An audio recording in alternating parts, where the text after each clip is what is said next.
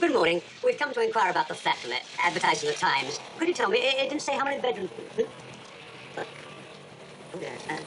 I'm so sorry, we must have made a mistake. Must have read the wrong bell. I mean, wrong advertisement. That'll do, Claude. Sorry about it. Yes. Silly mistake. Sorry. Agatha!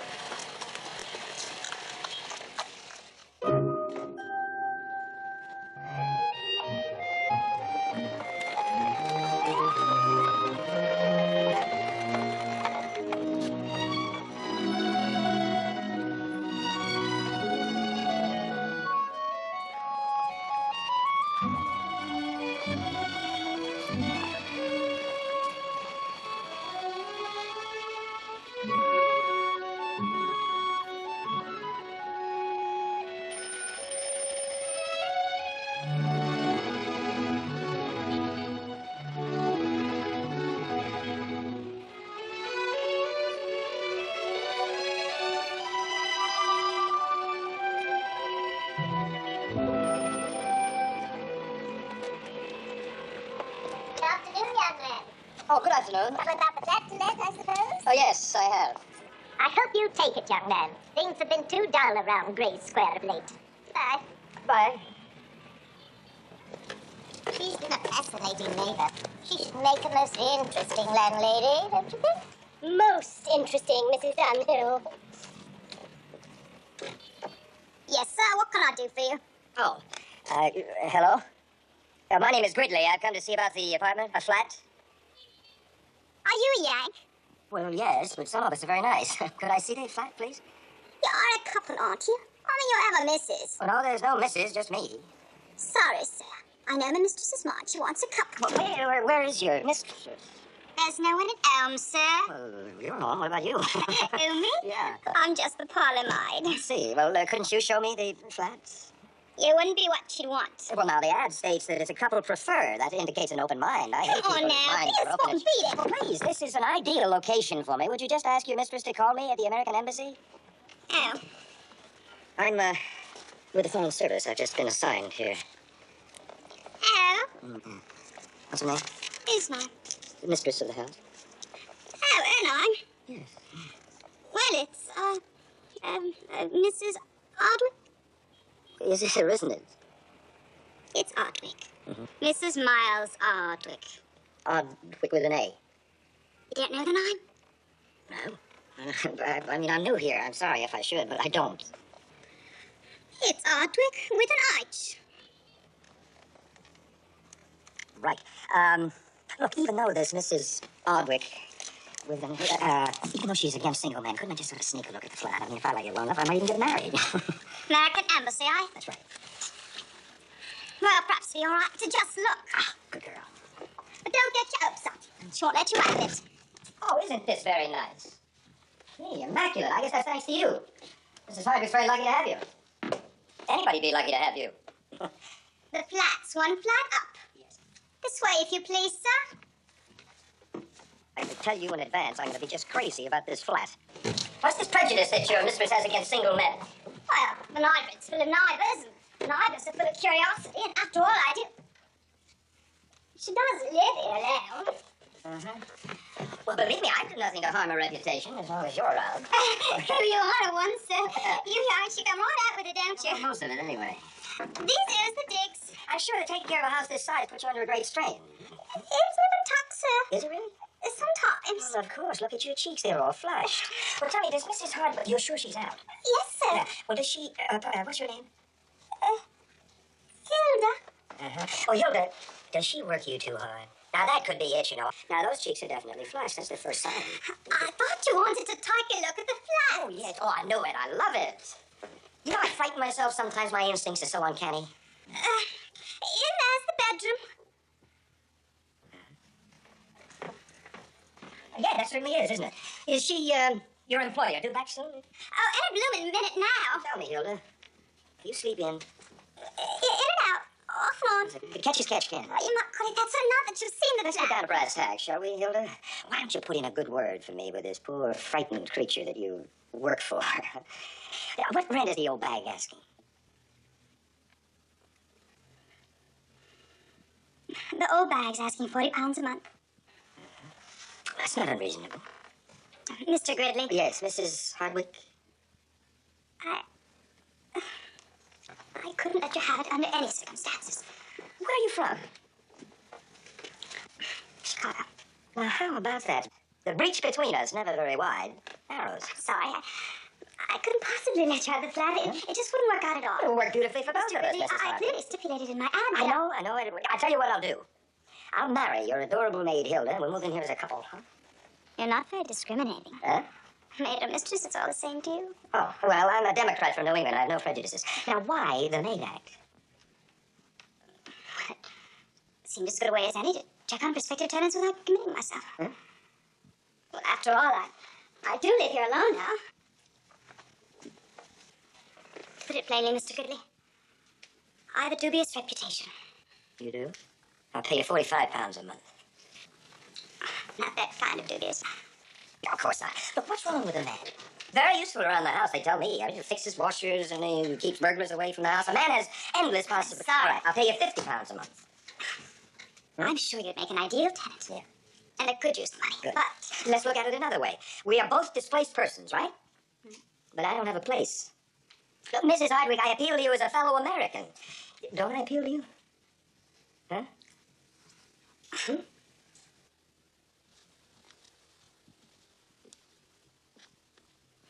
it's your funeral. Might as well be hung for a sheep as a lamb. Yeah. Well, Mrs. Arch, you made a wise decision. I'll drop by the bank and pick up some pounds. Oh, the first and last month, I guess? Yes, I suppose so. I'll have my bag sent over this afternoon. I've got to check in at the embassy and I'll be back. Oh. How about meals? Oh, I'm sorry, Mr. Gridley. I couldn't possibly provide you with... I don't mean you provide, I'll provide. Starting with dinner tonight, are you free? Yes, I'm free, but... You're no longer free. I'll see you about 6. Oh. Ask Hilda to get the ice out. Please.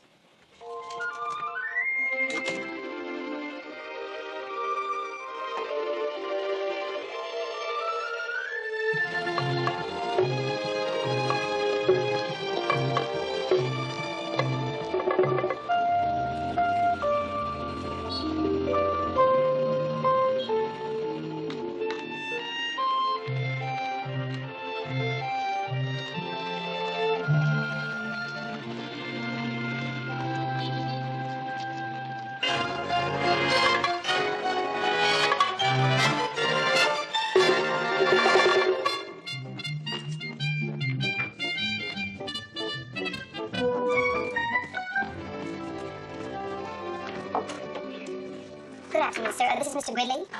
Oh, yes, Gridley. I've been expecting you. Come in, sir. Thank you, sir.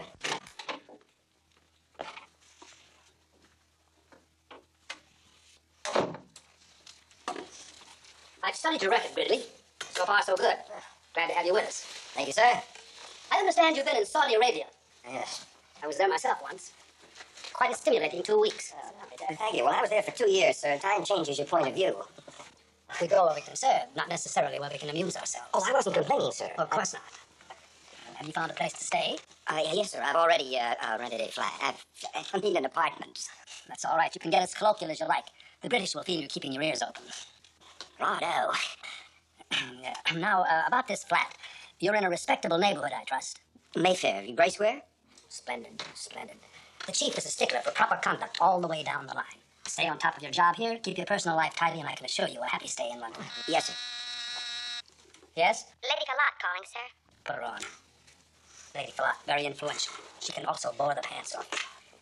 You're going to be seeing quite a bit of her. You might as well get some idea. Lady Falat, how nice of you to call. Mr. Ambrister, I'm calling in reference to an American program which appeared on television last evening and caused me no end of concern. Oh, may I ask which program it was? A Western affair called Gun Toter. I was appalled at the shocking degree of violence. I saw 5 murders, a double hanging, 3 pistol whippings, and a United States Deputy Marshal nibbled to death on an anthill. Well, I grant you that's a lot, but don't forget, it is an hour show. We have a new man with us, Lady Falat. Mr. William Gridley. He's Mr. Collins' replacement. I'll put him onto the matter immediately. I trust he'll prove more reliable than Mr. Collins. He's one of our very best young men. Very well. Goodbye, Mr. Ambrister. Goodbye, Lady Falat. Get the picture? I take it she didn't get along with Collins. You've got your work cut out for you with her, Gridley. Mm-hmm. Of course, you'll have plenty of other duties, too, which I'll have to go into with you at length. Yes, sir. What are your dinner plans? Well, I think I have a date, sir. So soon? You've still got desert sand in your shoes. Yeah, with my landlady. Really? I have yet to meet the landlady one invites out to dinner. Oh, well, she's an American, and she's, well, may I speak off the record, sir? You may. Well, I would say confidentially that she's about 36, 23, 36. That would sound good even on the record. She's single, I take it? Well? Well, there's a Mrs. in front of her name, but there's no husband in evidence. Separated? Well, I guess so, sir. Otherwise, why would she rent me half her house? Her husband might be away on a business trip abroad, in which case he could drop in any time. Jet planes, you know. He could be in Afghanistan for breakfast, and you could be in the middle of a scandal by lunch. Hold on. I don't think that, sir. No, Mrs. Hardwick acted as though we were pretty much out of her life. You better make sure. Did you say Hardwick? Oh, yes, sir. You know her? Oh, I don't think so. It just seems to ring a bell. Well, anyway, just remember what I said. Keep your off hours tidy, and I don't think it would do a bit of harm to find out exactly what the story is regarding your husband. Oh, right, sir. That'll be all for now. All right. Oh, I'd like you to look this over tonight, if you will, please. It's a report Collins was working on when he went to pieces on us. Oh. Be prepared to give us the report on the report in the morning. Aye, sir.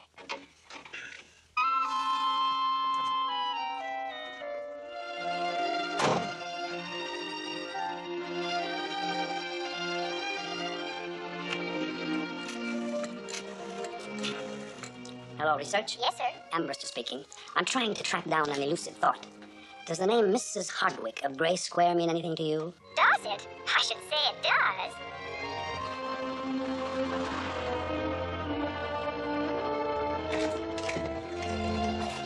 Hi. Hi. You look radiant. Do I? You do. You're just trying to make you look jealous. You wait a minute. My aunt and I here were wondering if you'd be interested in some flowers. You yikes. They're all so lovely. What do you think I'd like? Well, it occurs to me I haven't seen flowers in 2 years. I think we'll take them all. Lots, sir. A whole lot. Bless you, sir. Say, how much are these? Thank you, sir. You're a lucky woman, to have such a thoughtful husband. Oh, he's not my husband. No, we just live together.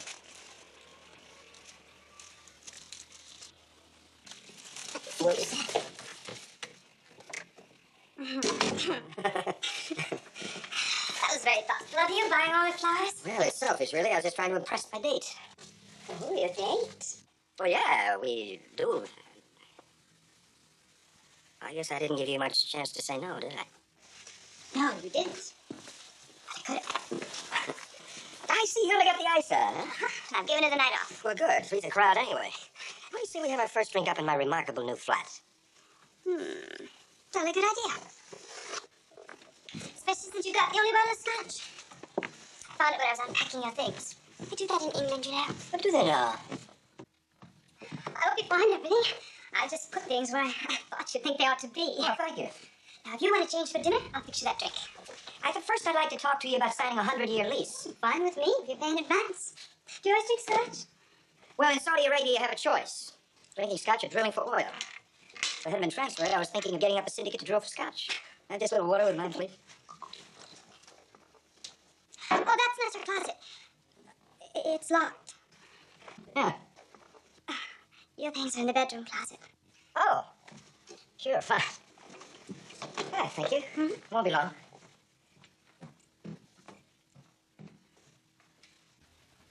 Oh, how about that? You know, you pack as many times as I had, you get to be a real pro. Look at this coat. Not a wrinkle in it, not one. You pressed it. It's all wrinkled? Do I have to go on calling you Mrs. Hardwick? No, my first name's Carly. Carly? Carly Hardwick. That's odd. I mean, I don't think I've ever known a girl with the first name of Carly before. Carly Hardwick. I approve. That's a very pretty name. Thank you. I have a pretty first name, too. Bill. Kind of exotic, isn't it? You think you could learn to master that monosyllable? Well, there's always the Burlette School. Let me see. I've got quite a choice. Ilda. Carly. Right now, I prefer to get back to Mrs. Hardwick. Why? Well, can I ask you a direct question? What? Where's your husband? I don't know. You don't know? Believe me, if I was your husband, you'd know where I was every minute.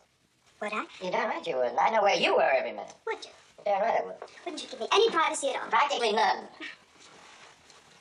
You, divorced? No, Separated? very much so. Well, I don't want to seem too eager, but are you by any chance a widow? I really couldn't say. Here, I hope I did this right. Well, is it possible for you to do anything wrong? Why don't we wait and see? I'll change.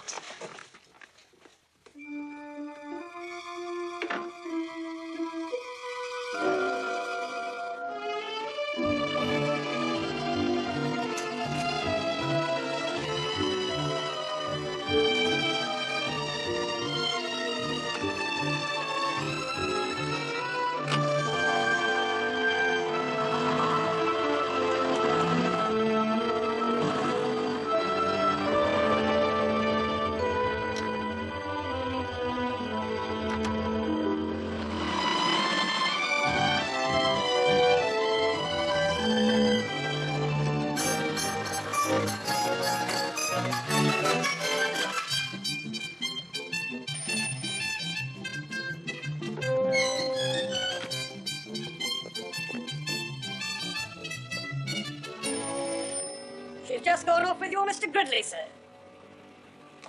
He is one of your State Department lads, I believe. And who, may I ask, are you? Stilling, sir, Scotland Yard. Scotland Yard. Yes, of course, sir. Well, this is terrible. He just started work today. Well, let's hope he shows up tomorrow.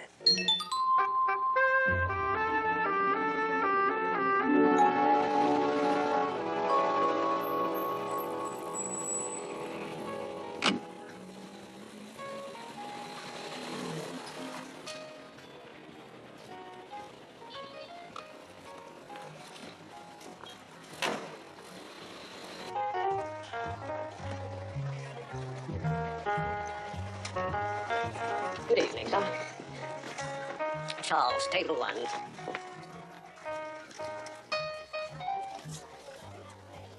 Dressed to kill, isn't she? Devilishly attractive, I'd say. Really, try. And let's see, after Bangkok, I spent 6 months in Marrakesh, and then Saudi Arabia. And this transfer to London was the biggest break in my career. That is, before I met you. Bill, what will you do to stay at the embassy? No, I'll probably spend most of my time getting reservations on ships and planes for VIPs and arranging visas. And I'll be checking tariff schedules on fascinating things like hemp, tennis balls. And then I'll just move on to become Secretary of State. I figure I'm too old to be president. Oh, I would hang onto your bed.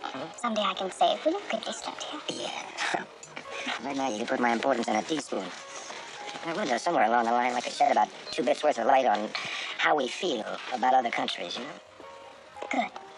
I think it sounds corny, but my job means more to me than just a career. And you've chosen the right career, Mr. Gridley. You're bound to be a very successful diplomat. Well, behind every man's success, there is a woman like you, if the man is lucky. What do you know about me? Maybe I could ruin you. Well, I'm willing to make allowances. After all, compromise is the cornerstone of diplomacy. Now tell me, what about you is so dangerous?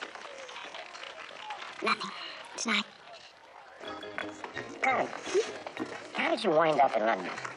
Oh, I came to Europe on a tour. One of those all expense deals. It's been a dream of mine ever since I had my first foreign accent. We had a ball everywhere. Rome, Madrid, Paris. And then we came to London. Yeah, and what happened? Well, then, the tour was ended, and I was just about ready to go home. When... Miles Hardman. How did you know his name? When you mentioned it at the door, you remember? Dance with me, Bill. Sure. You will excuse us, won't you?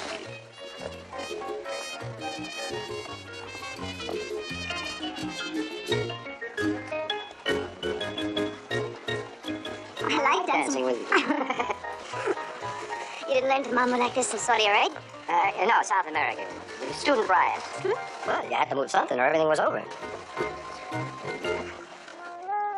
Would you care for a drink, sir? Tonic water, please.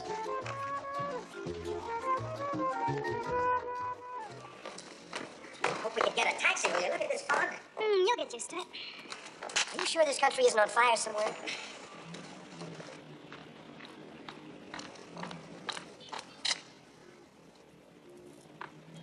Good evening, Mrs. Hardwick. Oh, good evening. I wonder if I might speak to you a moment regarding that little matter.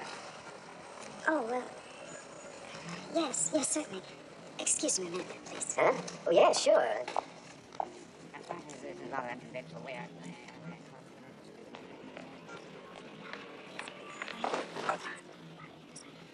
Sorry, sir. really think of it.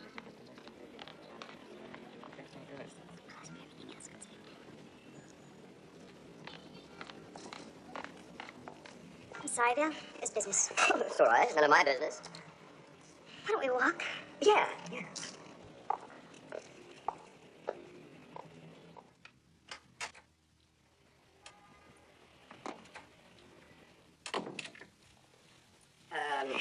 Where?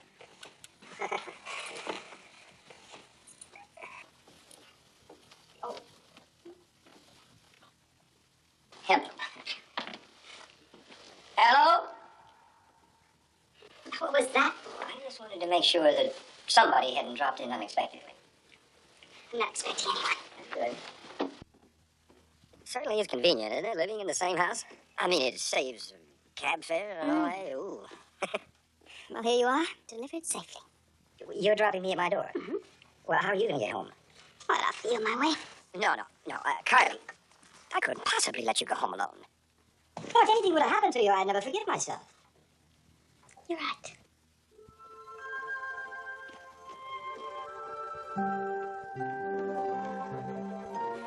Well? Well, how about tomorrow night? Dinner, maybe a show?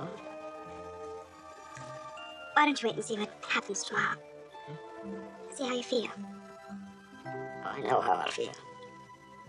Do you? Carly, don't be a dream I'm having, huh? Don't just disappear in the night.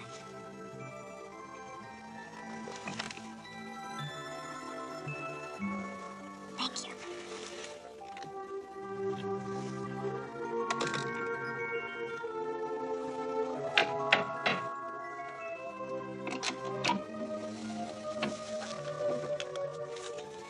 The rent. And thank you.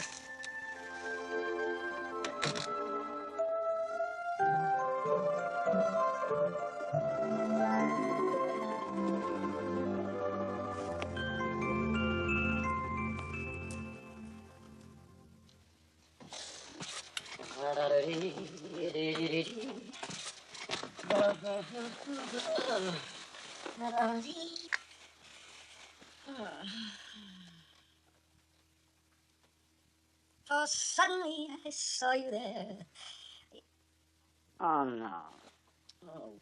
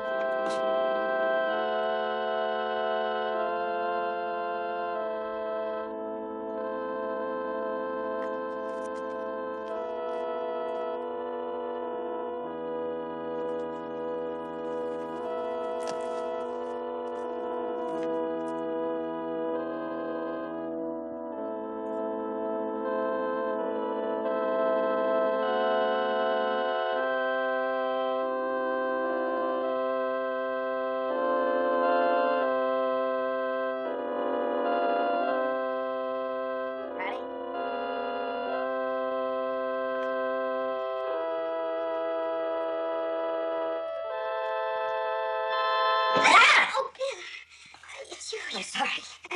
You frightened me. Well, I heard the organ. I'm sorry I disturbed you. Oh, no, not at all. I'm sorry I disturbed you. I just didn't know that you played. Yes. Please.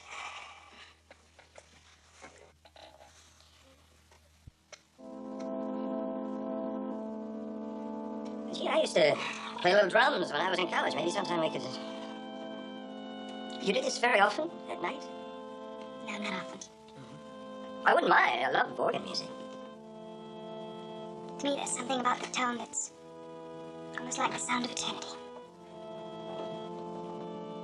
Yeah. Do you know my funny Valentine? Better go upstairs now, Bill. I was just saying goodbye to an old friend. Sorry I woke you up.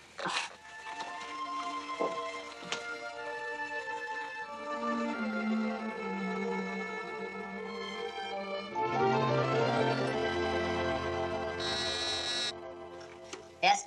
Mr. Gridley's here, sir. Tell him to wait a minute, please.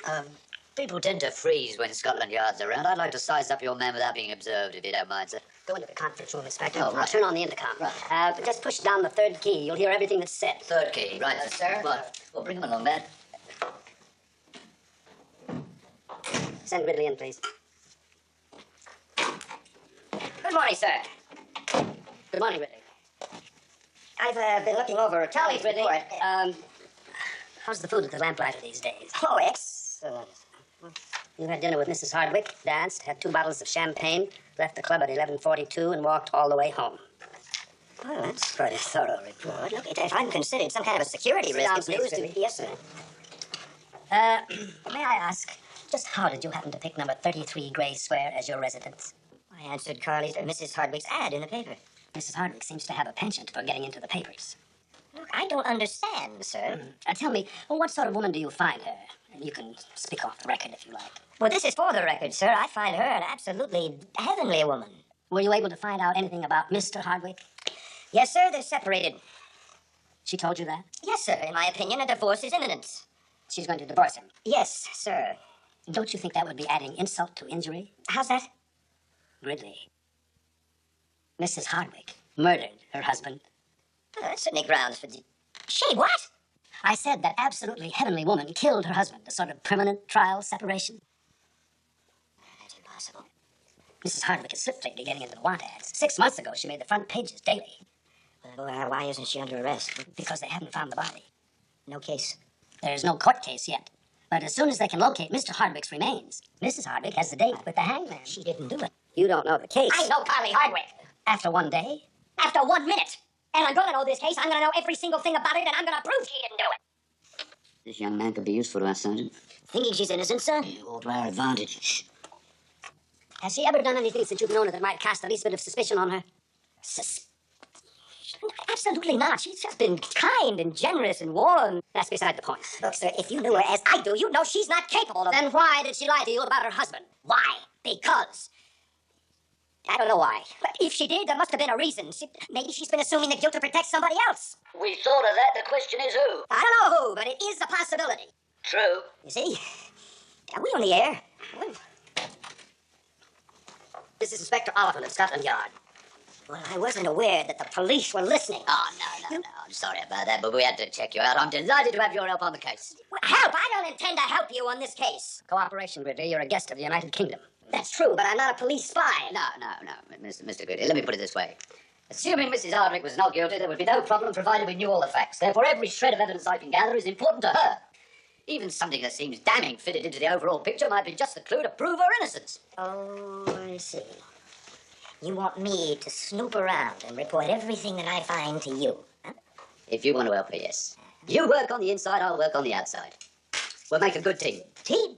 You want to prove she did it? I want to prove she didn't. No. You see, you don't know Scotland Yard very well. We consider it a higher duty to protect the innocent than to convict the guilty. You do? Yes, of course. But it is essential to provide solid evidence to prove her innocence. You're basing your opinion of Mrs. Hardwick purely on the superficial aspects of the woman. Mr. Gridley, do you ever hear of Angela Crowley? Angela Crowley? No, I don't think so. Ah, well, there you are, see. There you are, you see. As beautiful as Mrs. Hardwick, I dare say. She slept in a coffin, Angela did, and sent a goodly number of men to theirs with cruel dispatch. She was an excellent cook, using the finest of spices and the rarest of poisons. Now, I believe that it was a tribute to Angela's talents that one of her victims, after eating a poisoned kidney pie, asked for seconds. It was the second one that did him in. Would you say that it was interesting that a few weeks ago Mrs. Hardwick tried to collect on her husband's life insurance? It was pointed out to her, of course, by the insurance people that they need proof of Mr. Hardwick's death before they could honour the policy. She probably needed the money. True. What makes her so sure that she could already collect on his life? Eh? Did you know they fought a great deal? Every married couple quarrels, yes, I know that. But their exchanges reached such heights of intensity that the police had to be summoned on 3 separate occasions. That means nothing. There are 2 main causes of marital squabbling: financial affairs and extramarital affairs. Now, Mrs. Hardwick is undeniably attractive. She might have had a lover. Furtive meetings with another man who could easily have gone from paramour to murder accomplice. Look, Inspector, Carly Hardwick is a decent and gentle... Gentle? Ah, you see, now then. Molly Pascoe was gentle. She couldn't bear the thoughts of hurting her husband with a divorce, so Molly and her lover sealed up Mr. Pascoe alive, behind a new brick wall. 2 weeks later, she murdered her lover and ran off with a brick salesman. Well, I hate a fickle killer, don't you? Be serious? I am being serious. I fail to see, sir, what these lethal ladies have to do with Carly Hardwick. I am merely illustrating for you the homicidal tendencies of the fair sex. Females make not only loving wives and devoted mothers, but very efficient killers. Bless them. I find this strange talk coming from a man who says that he is interested in proving Mrs. Hardwick's innocence. Huh? Come here. What? You give me your help and you'll find that I'm just as anxious to prove it as you are. You got my word on that? Yeah, well, I'll think about that. Gridley? Well, all right, I'll take your word. Oh, good. Now, here's my card with my home number. Just ring me any time of night or day. Ridley, you must remember that you're living in a diplomatic goldfish bowl. Your relationship with this woman must not leak out. I must ask you not to be seen in public with her at any time whatsoever. Now, here, take these clippings, go to your office and study every... No, don't use your office. Go somewhere else. Read them in the park. Take the rest of the day off. Yes, sir. Just a minute, Mr. Gridley. 2 things, if I may. For as long as you can, try not to let Mrs. Hardwick know that you're aware of her situation. Just try to catch her off guard. Well, I mean, you know, there are ways of getting women to reveal their innermost secrets. I mean, the more, familiar you are with her, the better the chances are of getting her to the moment of truth. What are you getting at? Well, what's coming through? You want me to be a male Mata Hari? I'm a member of the State Department, not the Vice Squad. The method that counts. If you can get her to confess she's guilty, you'll have performed a great service for your country. Somehow I can't believe America wants me to do this. If you follow up, Gridley, I'll have you back in the Sahara so fast you'll think London was only a mirage. In other words, if she knows, I know, I go. That's exactly right. And I hope you haven't taken to talking in rhyme. And do keep a sharp lookout for your own personal safety. I mean, whoever killed Mr. Hardwick might easily strike again, you know. I'll check all my kidney pies for poison. Odd you should mention that. Mrs. Hardwick purchased a large quantity of arsenic early this morning.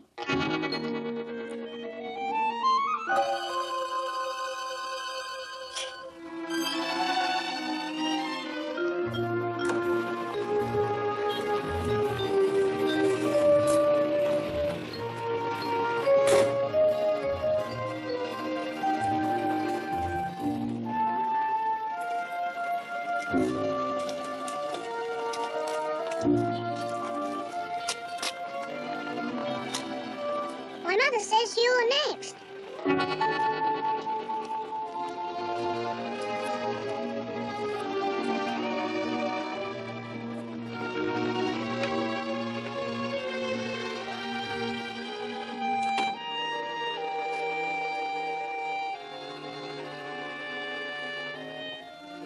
Carly!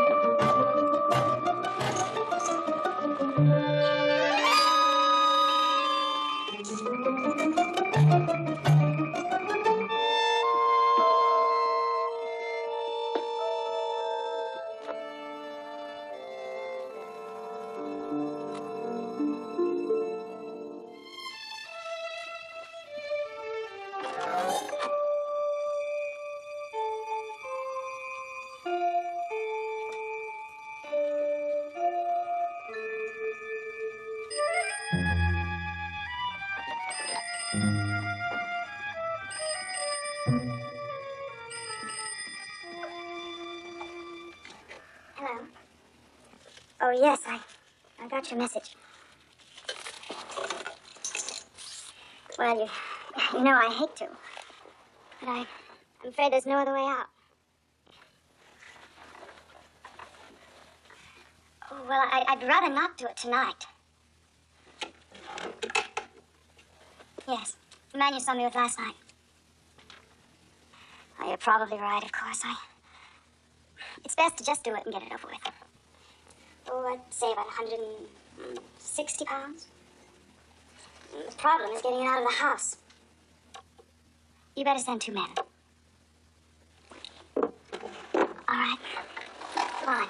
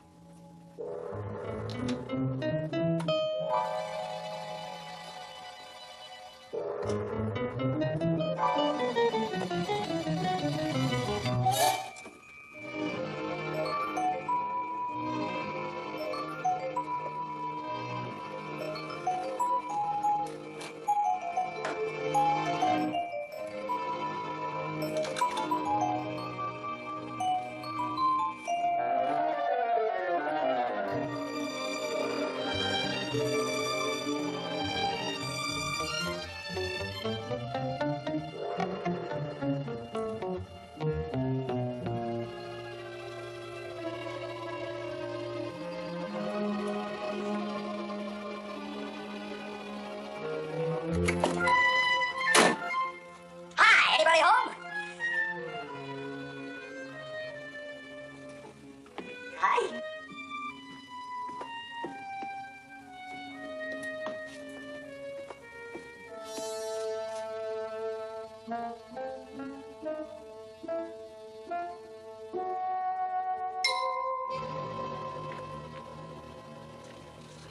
I didn't expect you so early. I guess you didn't. I mean, neither did I. How did it go today? Anything special happen?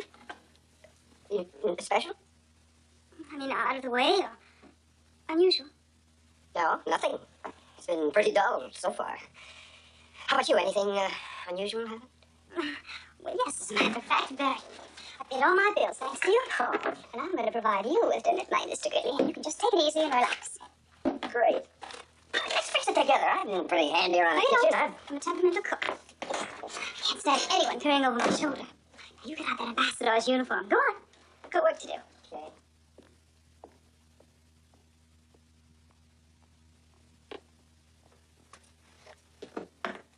Carly? If it's all right with you, I really don't feel like anything with sauces or gravy tonight. Couldn't we just have something basic? What's the matter? Afraid of my cooking? Oh, I don't know, nothing like that. I just got a queasy stomach tonight. Bill, are you sure there's nothing on your mind? Oh, no, honestly. No, it's just, nerves, first day at the office and all. Good. Well, would you please go out and get comfortable? While you're changing, I'll make a drink. Hurry up now. Oh, I've got a surprise for you.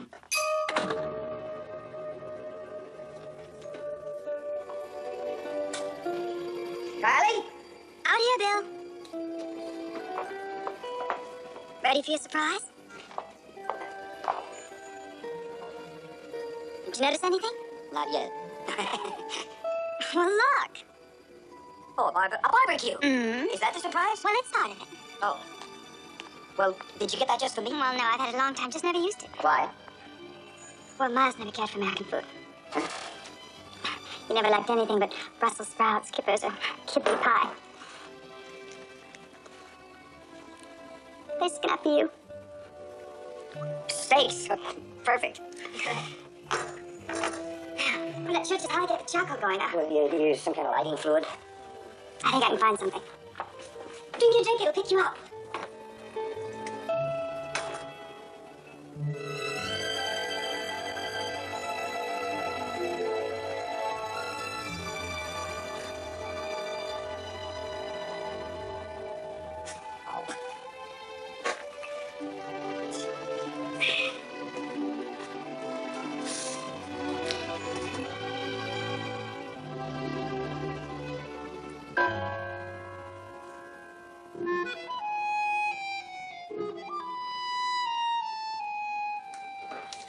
My father says so too.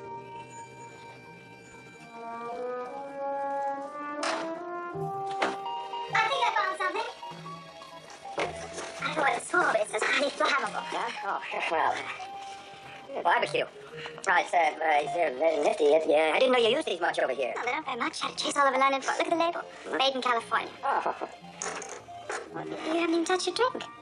oh no, I haven't, have I? Here's to living every moment to its fullest. As if it's our last.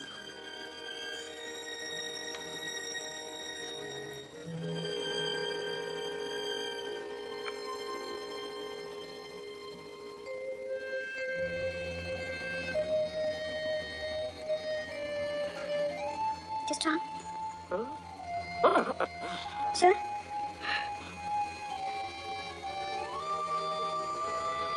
Bill? Hmm? Is there something wrong? Bill? You sure? What's the matter?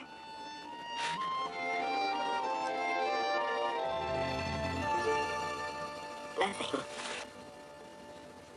There's nothing. There's nothing in it. Nothing to it. I mean, it's great. It's one. No, please. No, it's great. None. It's wonderful. It's just you. Let's get the fire started. Right.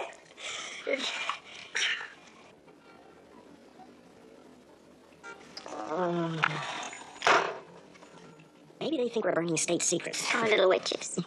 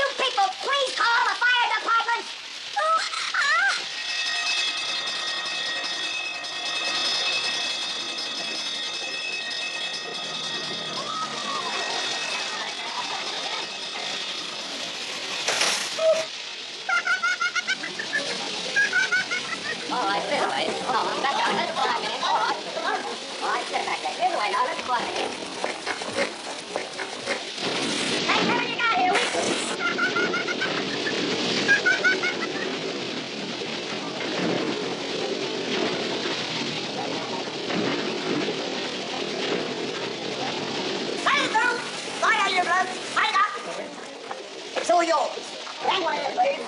Thank you. All right, then. Who lit the fire? I did.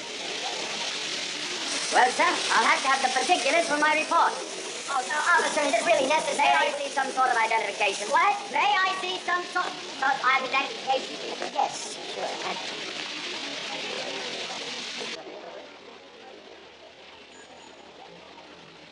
Diplomatic passport. Mr. William Gridley. That's me. United States Embassy. Terribly sorry, sir. There'll be no need for a report, of course. I'll simply have a word with the sergeant. I'll give you my best. Yes, sir. Thank you, sir. Sorry for the inconvenience. All right, I understand. It's your duty and all of that. Yes, sir. Thanks, sir. Good night, sir. Good night.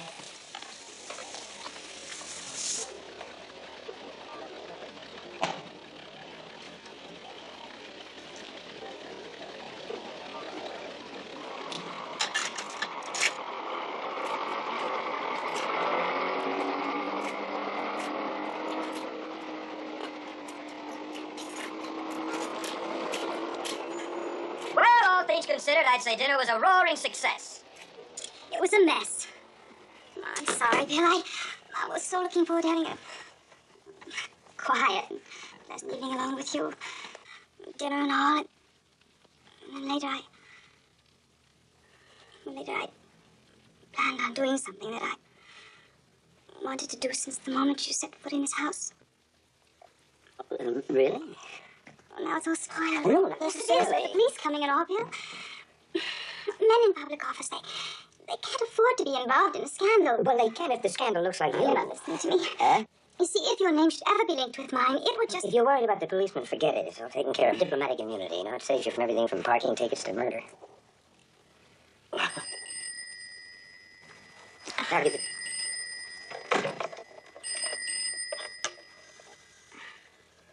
Hello. Oh, it's you, Bill.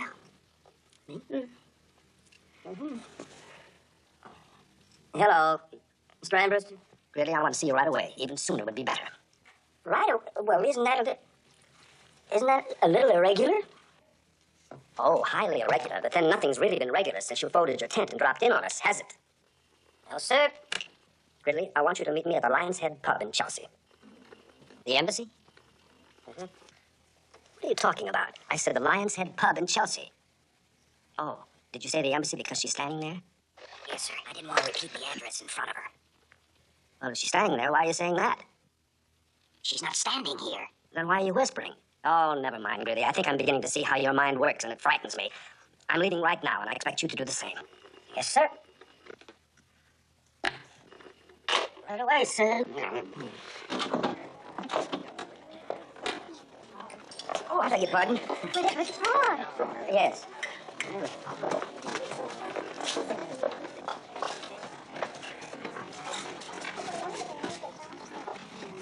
Oh, there you are, sir. Gridley. Yes, sir. When I instructed you to keep your presence in Mrs. Hardwick's house absolutely secret, did you feel that you could best carry out that order by trying to set fire to London, coming within inches of being arrested, and having the whole story appear in the papers? What do you mean, appear in the... Big enough. Huh? What you drinking? Scotch and water. With ice, of course. Yeah, no. No ice. No, forget the water. In the papers, there were newspaper men present when the policeman made out his report. They did some additional checking with your landlady's neighbors and gleefully pouted out the news that Mrs. Hardwick is living with a man. Not just an ordinary man, mind you, but a Mr. William Gridley, U.S. State Department man and part-time firebug. Well, look, I apologize, sir, but this was not Carly's fault. Stop worrying about Mrs. Bluebeard. The story won't appear. Inspector Oliver informed me of what was happening, and I was able to kill it before it ever hit print. You killed the story and then paid? I'll have the same, please. Thank you. How did you do it? How? Gridley, I've held my position here in London for some years now, and I'm proud to say that during that time, I've been able to build up enough influence so that when the occasion arises, a few simple phone calls from me to the right people, and all's well again. Yes, sir. Gridley, if that story had appeared, you would have been in very deep trouble, both here and in Washington. And when one of my people is in trouble, I am in trouble. I want you to know that I have no intention of watching you go down the drain and using my career as a raft.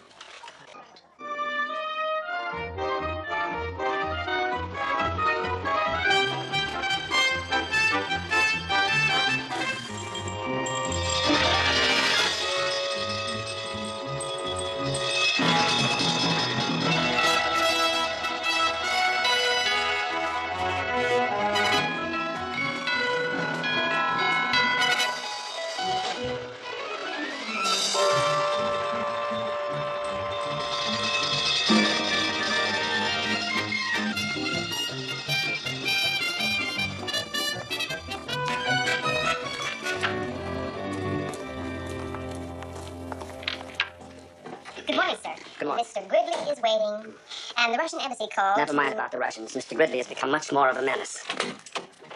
Good morning, sir. Have you seen this? Yes, sir. Then tell me one good thing about this morning, except that it's your last one in London. My last one? Now, wait a minute, please. Sir, it seems to me that last night you were saying something about power and influence and simple phone calls that kill stories in papers. Obviously, something went wrong. Obviously.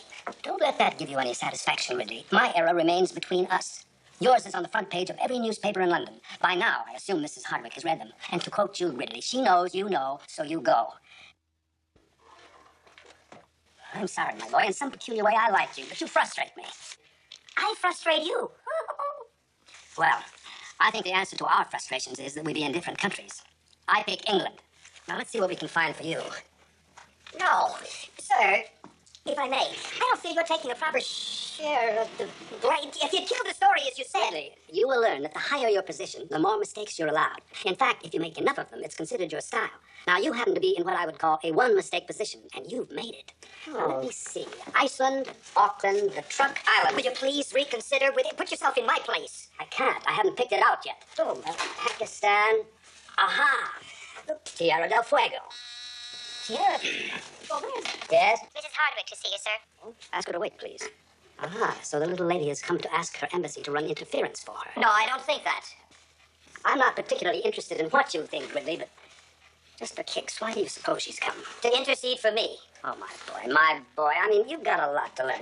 I've had 20 years' experience with every kind of incident and many kinds of women, and I take great pride in my ability to see beneath the surface of the most guileless female. Now, in time, you, too, may acquire that ability, but just for now, suppose you go to your office, gather up your little bits and pieces. It's a long way to Tierra del Fuego. I'm not even sure that we have an outpost in Tierra del Fuego. Now, if you... Oh. Now, that door, if you don't mind. Thank you. Ask Mrs. Hardwick to come in, please. Mrs. Hardwick, sir. How do you do? Won't you be seated? Prefer to stand, thank you. But I have to say we'll take very little of your time. I realize how busy you are. Not at all. This is your embassy, Mrs. Hardwick. We're here to serve you. Well, I'm not here to be served. Although I might have welcomed that speech several months ago when I needed your help. However, what I came to see you Mrs. about... Hardwick, we will assist you in any way we possibly can, but we cannot act in what is not in the best interest of Great Britain. That could lead to international complications. I don't expect my country to go to war for me. But the fact remains, Mr. Ambrewster, that I've been hounded by the police, slandered by the press, and humiliated by my neighbors. I assume that you've seen the papers. They're burned in my brain. Do sit down. I've also been deprived of my passport so that I can't leave the country. And if I might mention it, accused of murder. Well, is there any one particular item you wish to discuss? Yes. I've been prevented from getting a work permit, which, incidentally, is why I had to take an aborter, which brings us to Mr. Gridley. You mean Mr. Gridley and you? No, I mean Mr. Gridley alone. Oh. Oh, won't you please sit down? Do you know him well? Not terribly. Well, I think you should. He's really a very rare person. That I know. And he wants so much to do a good job in London. Oh? Mr. Ambrewster, there is absolutely no truth in what the press has inferred that we had some sort of an arrangement. Well, of course not. Well, he didn't even know about me. I don't think it's fair for him to be punished for something that's not his fault. You see, it was my fault for not telling him. I was being selfish. Actually, I was about to tell him last night when you called and... Well, I think that's all. I do hope you treat him fairly. I promise you that I'll do my part. Thank you for your time. Just a moment, please. If I may offer an opinion. I'm afraid I know your opinion of me. No, you're a very persuasive young woman. Mr. Gridley is indeed fortunate to have a champion like you. And you know, your photographs don't really do you justice. Well, the lighting's not terribly good in police stations. Yes, I'm sure. It strikes me that perhaps I have been a bit derelict, and I suddenly find myself most eager to personally explore this entire unfortunate situation with you. Now, if I may suggest, there's a quiet little restaurant around the corner. I thought perhaps we might just slip over there, have a bite of lunch, and talk about the whole thing. You're not afraid of being seen in public with me? On the contrary, it'll be a relief to get away from these constant interruptions.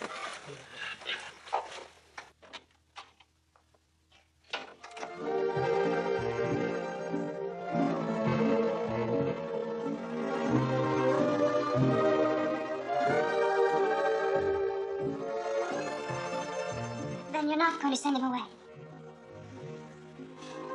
The thought never entered my mind. You have hazel eyes, as guileless and innocent as a child's. It's easy to understand why he's so devoted to you. In fact, if I were a younger man, I'd wish I had answered your ad instead of Gridley.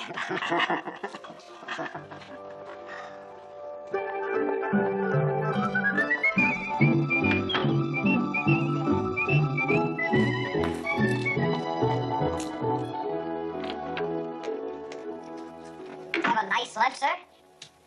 Perfectly charming. Well, what did you have? To tell you the truth, Gridley, I was so involved with Mrs. Hardwick that I can't remember what it was or how it was. Let me tell you something about that girl. Oh, well, what are you going to tell me about that girl, sir? That she couldn't possibly have done it. That's your discovery. With you, it was an opinion. With me, it's a conviction. And let me tell you something else. You don't have to leave London. You're staying right here. You and I are going through the files of this case thoroughly. We've got to get Carly out of this mess. Yes, sir. Spending a day in the country. She would pick the day of the murder to go off to the country. Not one witness to back her up. I still say this is our best bet. Where's it? Blood stains on the carpet, one of the contact on the... Yeah. The body was removed by car, indicating the victim was carried from the cellar to the garage. Now, that could not have been Carly because that man was a giant. I tried his coat on. Now, where would she get strength enough to carry him all that way? Good thinking, Gridley. Maybe it's what led the inspector to believe there might be an accomplice. Well, now that you've met her, you realize how silly that is, don't you? Certainly. The fact remains, that part of the crime had to be carried out by a man. Yeah.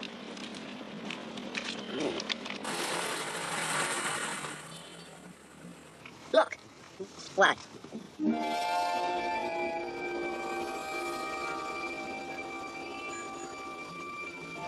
I forgot about him. We bumped into him the night we went out. Who is he? She wouldn't tell me. I don't like this. Yes, sir. No, sir. Think you ought to follow him? Well, what do you think, sir? I think in a minute you won't be able to find him. Yes, sir. I realize this looks bad for her, but I'm not worried. Gridley, I'm gone. All right, we can go home now. Yes, sir. No, wait.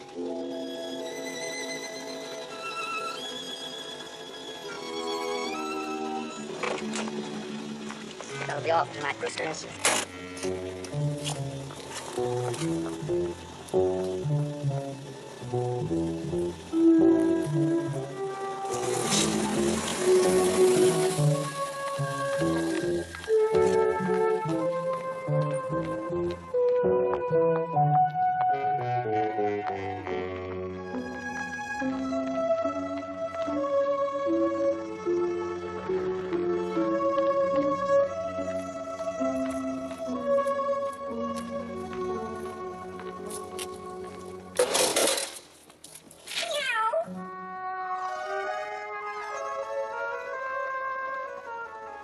Move along, pussycat. I'm sorry.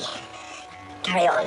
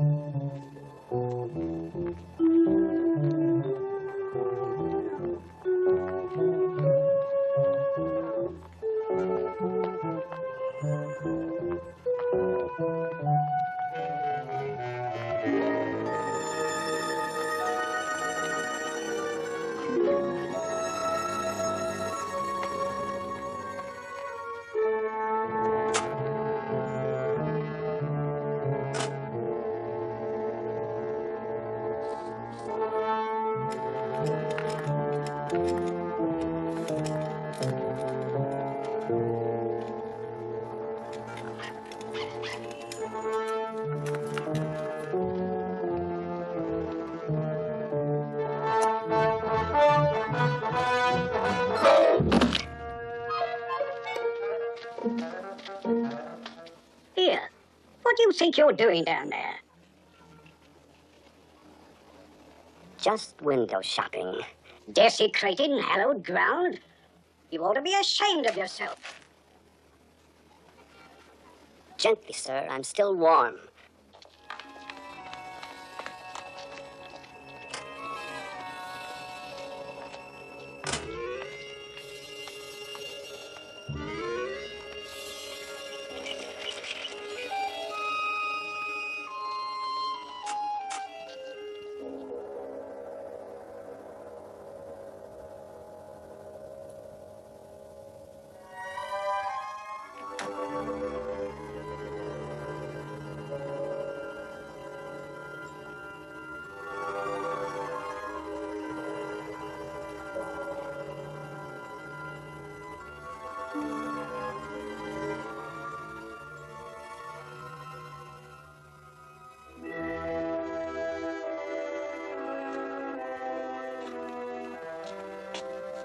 help you, sir?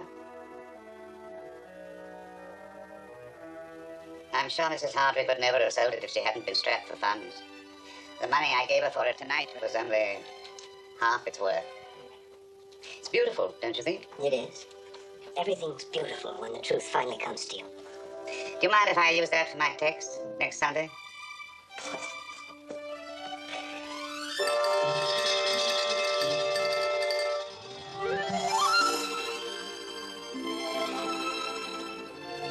Charlie!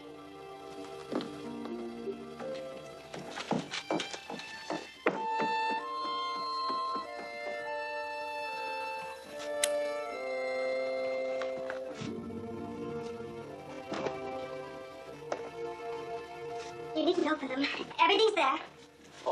Carly, what is this? Why are my bags all packed? What is... This is the 2 months rent I owe you. All of it. Too much. Carly, please, Carly. Look, I don't understand this. First you go see Armbruster on my behalf, and then On suddenly... your behalf. Look, Mr. Ridley, I've got my own problems. I don't need yours. If you just leave me alone, I'll be fine, just fine. I'm not going to leave you alone. You need somebody to take I care can of take care of you. myself, thank you. Just worry about your precious career and leave me alone. Stop worrying about my precious career. Now, if I can't take a little rough weather, it probably wasn't too sturdy to begin with, and I'm not leaving. Yes, you are. Why do you want to stay here, don't you know?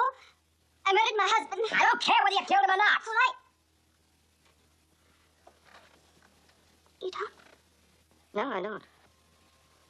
I know about that the day after I moved in here. You did? I did. Then why didn't you say something? Well, I said quite a few things at the time. Among them that I adored you. Didn't it? Well, maybe I didn't. I'll say it now. I adore you. If you killed 3 husbands, I'd still love you.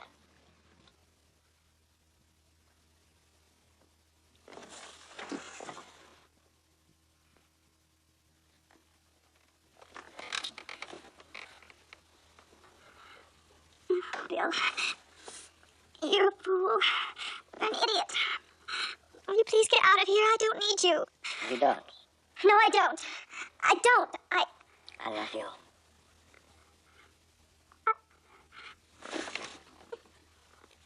Bill, I didn't do it. I know you didn't do it. You couldn't kill a flea, and Scotland Yard and the FBI together could convince me otherwise.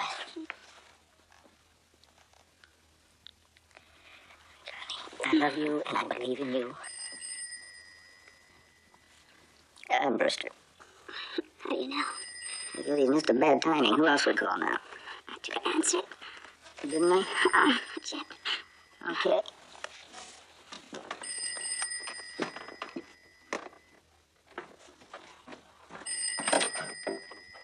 Hello. Gridley, has she come back yet? Yes, sir. If you don't mind, we'll talk about it in the morning. Now, don't give me a hard time, Gridley. You're talking to a man who has just come back from the grave, literally. Ever heard of Slaughterhouse Lane? Well, after you left, I followed her.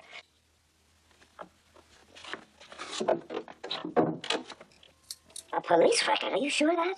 What kind of a shop was it? Well, as far as I could make out, I think it was a pawn shop. Pawn shop? Oh, for Pete's sake. She must have hocked something so she could return my rent money to me. Well, that's a relief. What's the dope on the character you followed? Huh?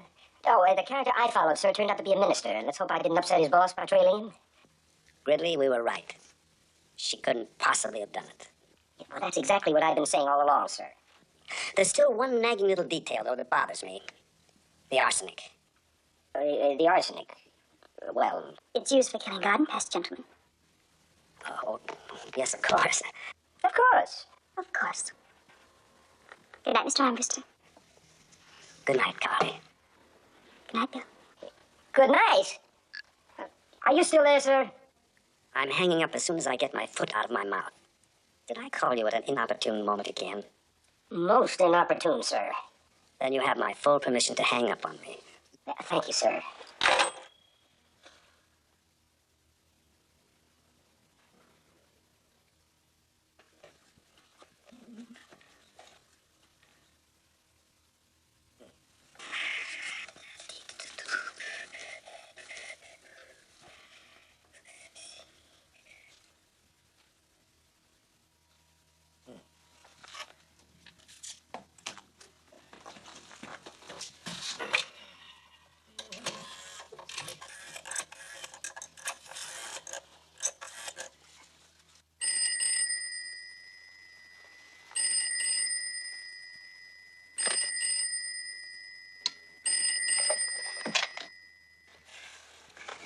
patrol, I found here.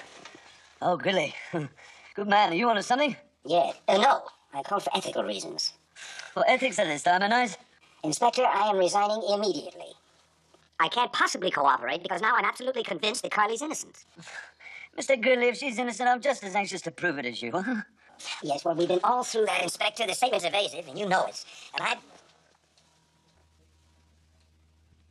Gridley? Yeah? Gridley. Hey, now listen to me very carefully. If Mrs. Hardwick is there, if she's holding a gun on you, say anything you like, but start the next sentence with Mrs. Hardwick. Mrs. Hardwick is... Strike that!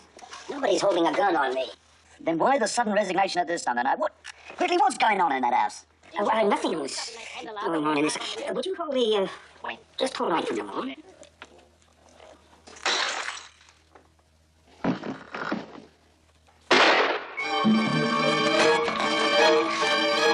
Gridley! Gridley! She was holding a gun on me.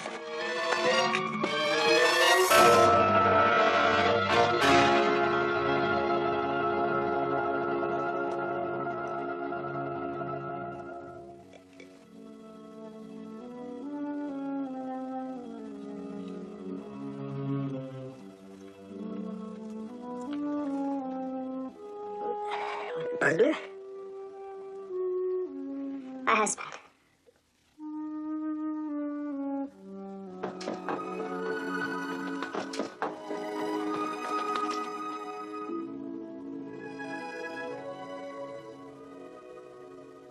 Sergeant Dillings, you were stationed in front of the Hardwick house on the night in question. Yes, sir.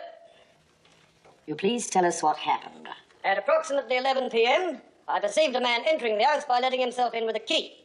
He roughly answered the description of who we believed to be the late Mr. Miles Hardwick, and a little while later proved indeed to be the late Mr. Hardwick. I went to a telephone booth and put in a call to Inspector Oliphant.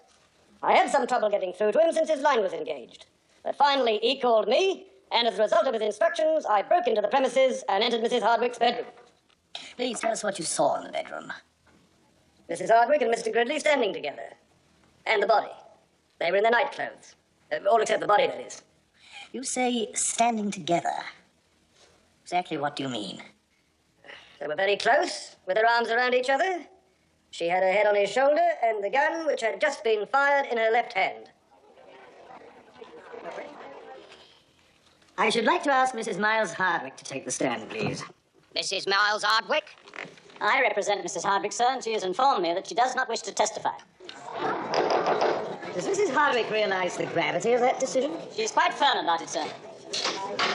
Would the counsel please come to the bench?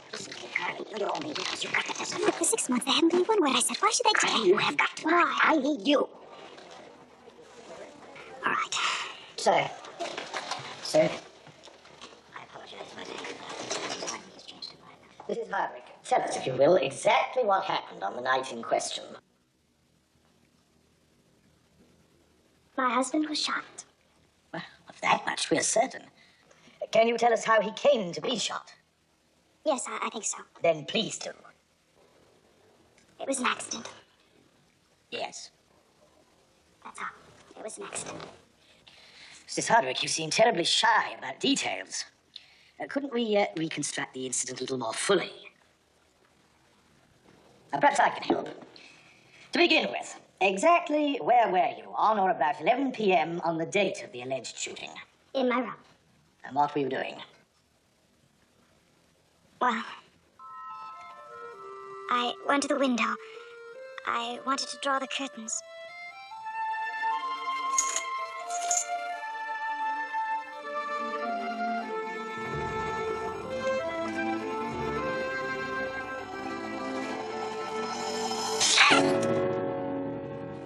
Forgive me, my dear. I hate to deprive you of the pleasure of screaming, but unfortunately, I can't take the risk. Not the usual entrance for a husband into his wife's bedroom, is it, dear heart? But then, I'm the most unusual husband. Aren't I, Carly? Dead 1 minute, and here the next. Now, do you think you've got over your desire to scream? Good.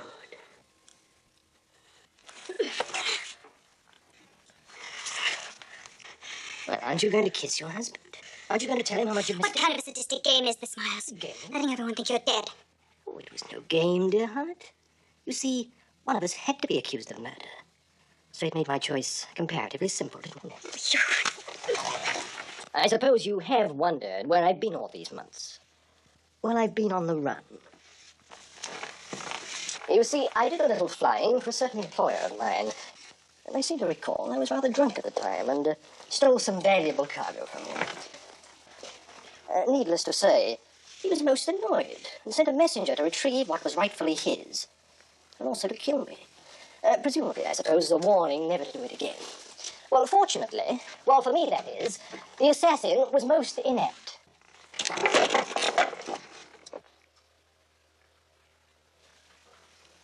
And I was able to assassinate the assassin.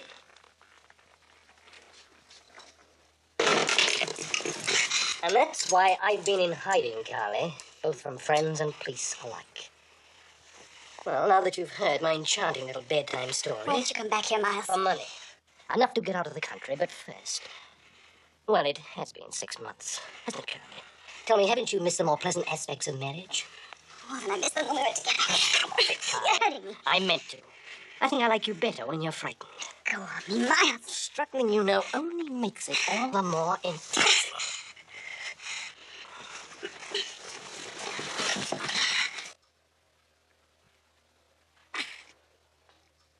Oh!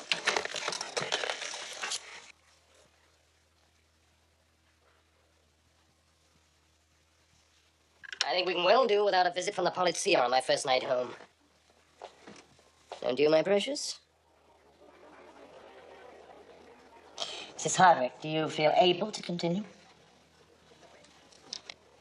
Now then, Mrs. Hardwick. That's all. That's all? That is the balance of your testimony? Yes.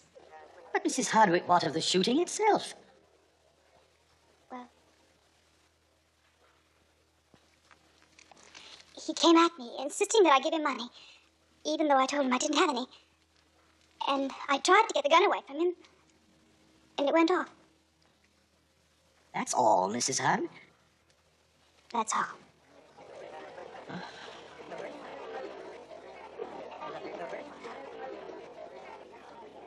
I have here a police report stating that subsequent to your renting the flat, you took Mrs. Hardwick dining and dancing.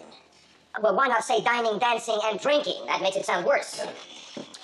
There's also a slightly confusing report of an evening that you and Mrs. Hardwick spent together, during which a fire brigade was summoned. We were merely having dinner in the garden. While the house was on fire. Well, we were going to have dinner by candlelight, and then we decided to do it real big.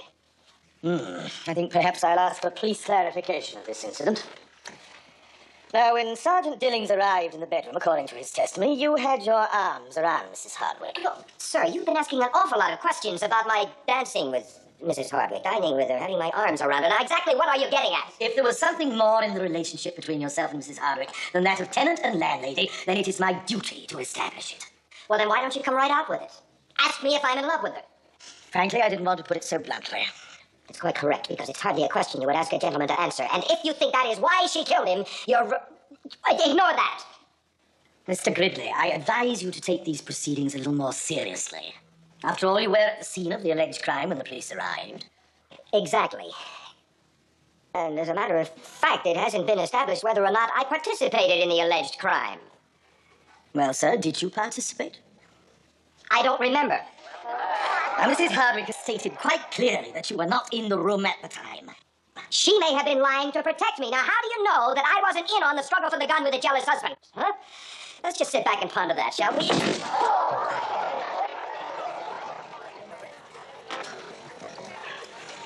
He's behaving like a maniac. He's trying to take the blame. Yeah.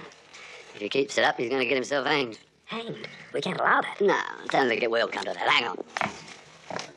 I wish to correct the impression Mr. Gridley might have created by implying that he was somehow connected with the shooting of Mr. Hardwick. If you would, Inspector. Sergeant Dillings has testified that he was unable to reach me on the phone, my line being engaged. I was at the time speaking to Mr. Gridley, who had called me from the Hardwick house. Now, since I had him in conversation at the precise moment the shot was fired, I can state without reservation that he was neither a party to the struggle nor the shooting. May I ask, Inspector, how it happened that you were talking with Mr. Gridley on the telephone at 11 p.m.? Yes, sir. The day after he moved into Mrs. Hardwick's house, Mr. Gridley, at my request and with the kind cooperation of Mr. Franklin Ambruster of the American Embassy, started acting as undercover agent for Scotland Yard.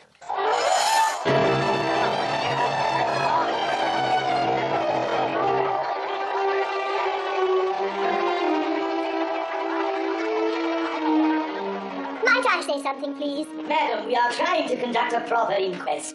I have something to tell the court. Oh, well, ask her to step this way.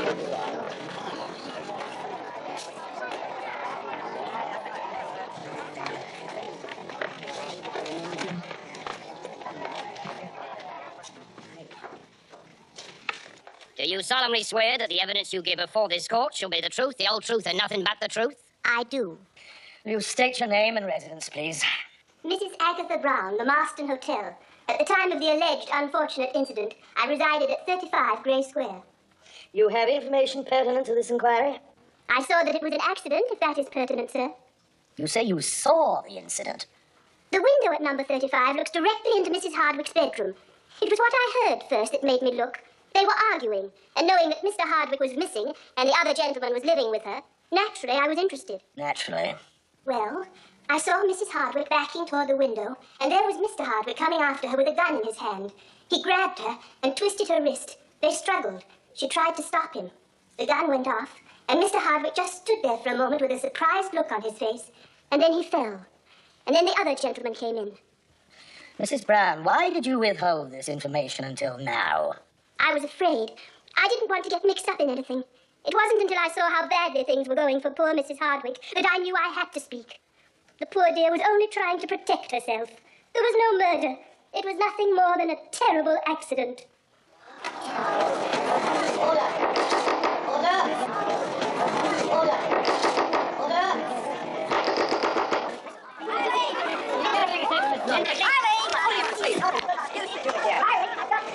Mrs. Hardwick, will you tell our television crew? She's in the computer. Nothing to say. Why don't you just switch to another channel? Please, sir. Mr. Gridley, you have exactly half hour to get out of my house. Out of your house? Gridley, you don't get rid of the... Gridley, speaking not as a man, but as a member of the United States government, you have exactly 1 hour to get your things out of that house. That's wrong, sir. I have a half an hour. It's not just threw me out.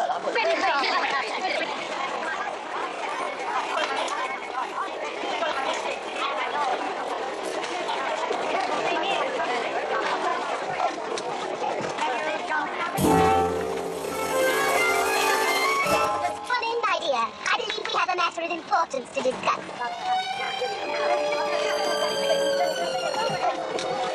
33 Grey Square.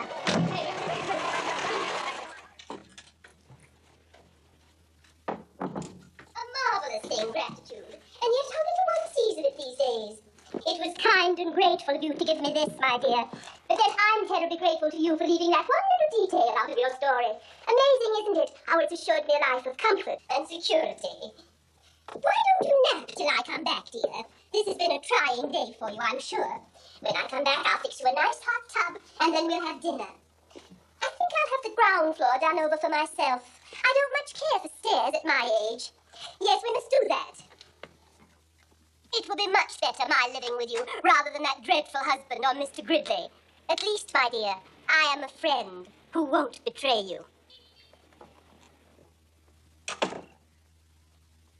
Carly! Carly! Now, what was that all about? What was she doing here? You're still working for Scotland Yard, or are you doing your snooping on your own now? Look, I never worked against you. You must believe that. I only believe that I can't believe in anyone ever again. Did my testimony sound like I was trying to prove you guilty? Carly? Carly, you've got to tell me what's going on. Look, Carly, what's all this about Mrs. Brown moving in here? Where are you? Look, Carl, dear, believe me, I wouldn't do anything to hurt you or us, but I cannot help you unless you tell me everything. Carly? Answer me? Are you all right?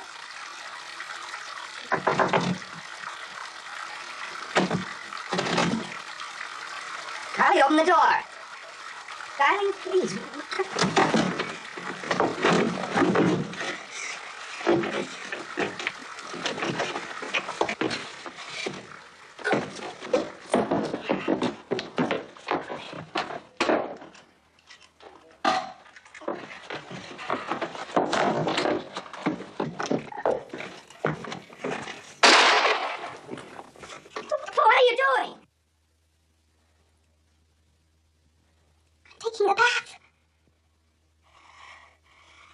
Well, could you explain why you're taking a bath at a time like this? Because I feel dirty. Oh, Carly. Will you put that gun down and get out of here? No, I won't get out of here until you tell me what's going on and what Mrs. Brown meant by one little detail that you left out of your story. Carly, if you don't turn off the water, I'm going to get downstairs. I'm going to smash all the pipes. Carly, so help me. Now,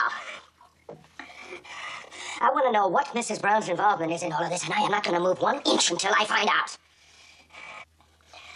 Oh, you're nuts. Can't you tell that I'm trying to help you? She wanted the pawn ticket. Oh, why couldn't you... What pawn ticket? The one my husband was going to kill me to get. I don't understand. Come on. All right. At the inquest, I lied. Well, at least I didn't tell the whole truth. It was true that he wanted money, and he did come at me with a gun. But I didn't tell him that he... All right, Carly. We'll stick to business. Where is it? Where's what? Don't play dumb with me. I'm talking about the candelabra, the one that's missing from the parlor. Well, I pawned it. You did what? I pawned it. I needed 40 pounds.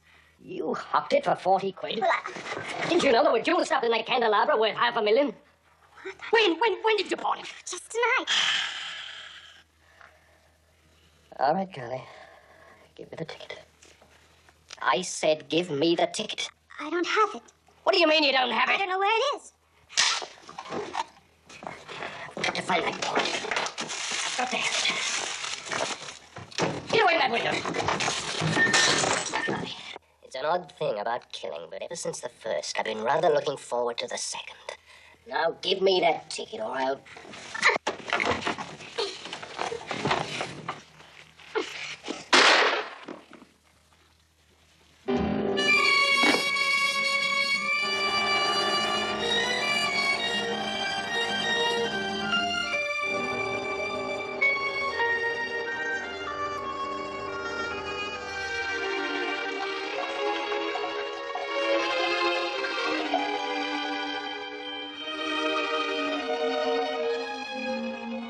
Just plain scared.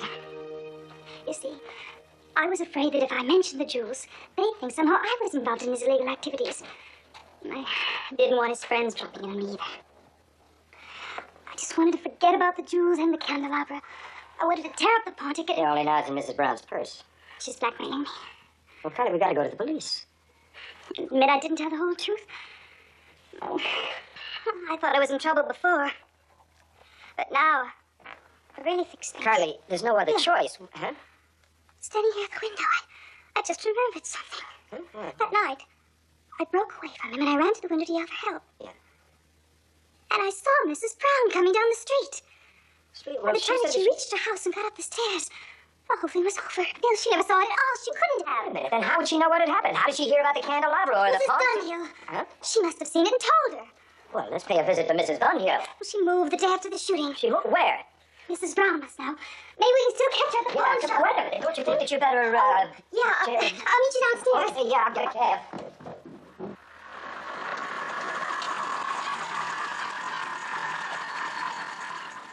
Better wait.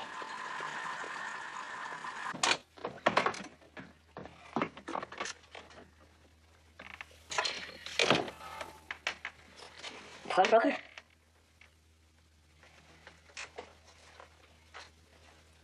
Dead?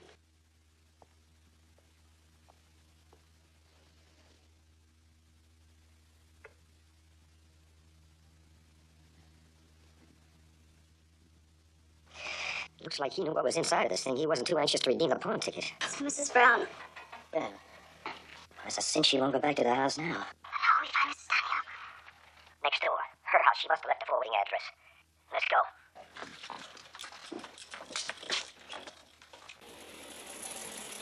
Back to Gray Square.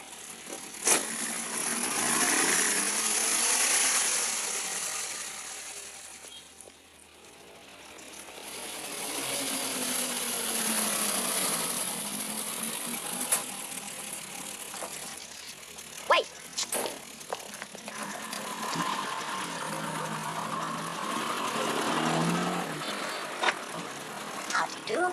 all starts in half an hour. Won't you come in, please? Well, that's not why we came, but thank The you. woman that used to live here before you, did she leave a boarding address? Mrs. Dunhill.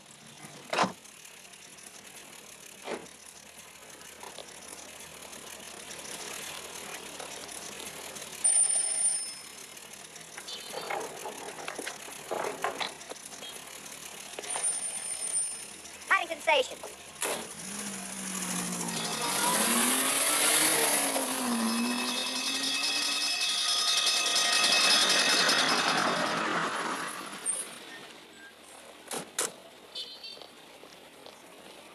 Inspector.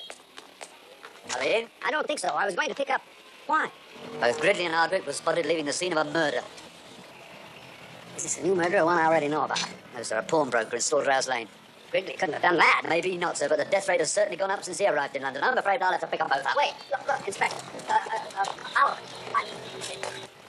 This is Inspector Oliphant speaking. This is an all-points bulletin. Pay special attention to all airports and railway stations. Arrest on site on suspicion of murder Mrs. Miles Hardwick and Mr. William Gridley, both Americans. Mrs. Hardwick's description is as follows. Height approximately 5'5", complexion fair, eyes brown, eyes hazel. She's quite attractive, as a matter of fact.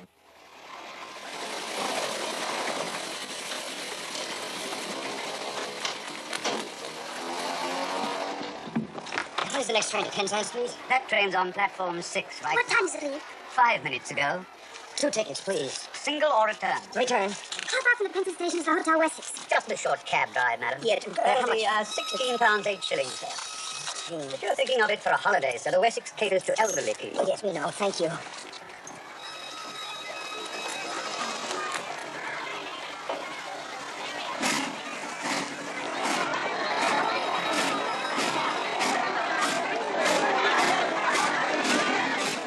Hazel eyes. Yeah.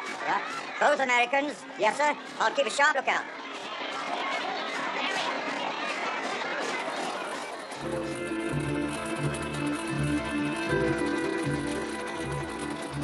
Bill. What if Mrs. Dunhill won't come back to testify for me? Mrs. Braun says she has a bad heart. Maybe she'll be too sick. Yeah, well, we'll drag everybody down to Penzance and make her testify there. It's been done before. Know something? I do need you. I wonder who Mrs. Brown is chilling right now. She has me sent. She's hiding.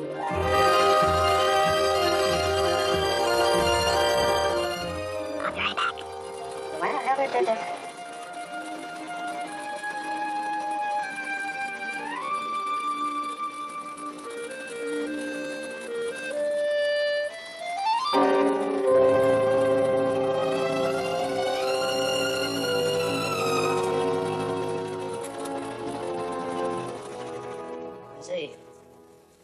I see. Well, no one at all. I said no one at all. Oh, yeah, well. Dillings, stay with it. Stay with it. What's the word? Well, no one has entered or even approached the house all night. You sleep well, sir? I had a marvelous dream. I was in the shooting gallery, and every target had Gridley's face on it. Yeah, it's been a bit of a trial to you, hasn't it? A bit. Inspector Oliphant speaking. They have where? Gridley, Now listen. They're to be arrested the instant the train arrives at Penzance and returned to London. no, Inspector, look. Well, now. They were identified at Bristol railway station during a stop. For some unknown reason, they're headed for Penzance. Inspector, you can't arrest them. You have no idea what the repercussions would be. Washington will throw a fit. Oh, I'm afraid I can't let that concern me, sir. If I can just speak to him first. Inspector, I gave you Gridley when you needed him. I asked you to give him to me for just 5 minutes. I appealed to you with every one of my exposed nerve ends. Mr. Ambruster, sir, look, I'd like to be able to help you, but it's hours from here to Penzance. If we should lose them there... May I use your phone? Yes, sir, of course you can. We can be there in no time. Oh, yes, how? Inspector, have you noticed that the emblem over the American embassy is an eagle?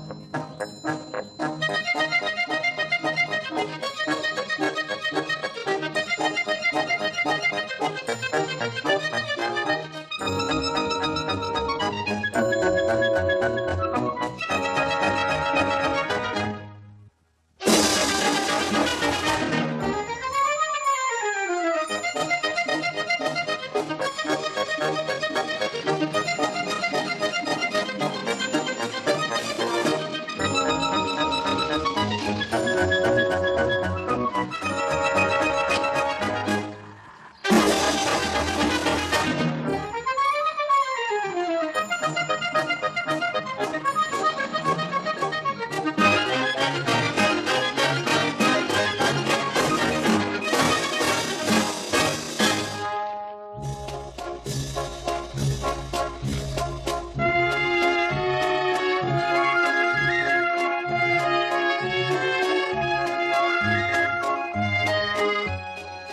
you doing, Mrs. Brown? I was lonesome for you, my dear. I thought we might have a little chat. I don't want to chat. Take me back before I miss the Mikado. But first we'll have a little ride along the cliffs.